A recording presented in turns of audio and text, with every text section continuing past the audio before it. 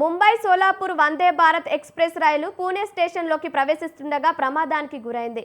Diamond crossing వద్ద జరిగిన ఈ ఘటనలో ఒక కోచ్ ట్రాలీ పట్టాలు తప్పింది. అయితే ఈ ప్రమాదంలో ఎవరూ గాయపడలేదని, ప్రయాణికులంతా సురక్షితంగా ఉన్నారని అధికారులు తెలిపారు. డైమండ్ క్రాసింగ్ వద్ద Pune railway station yard remodelling పనులు జరుగుతున్నట్లు అధికారులు తెలిపారు.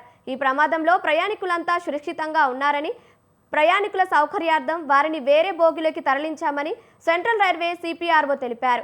ఈ ఘటన కారణంగా పూణే మార్గంలో వెళ్లే ప్రధాన ఎక్స్ప్రెస్ రైళ్ల రాకపోకలకు అంతరాయం కలిగింది.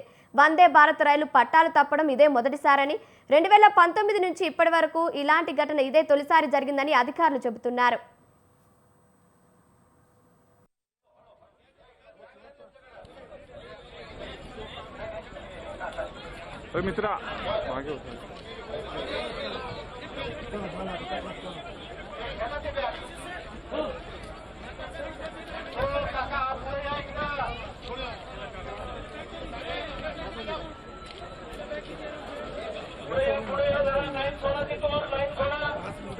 लाइन वाले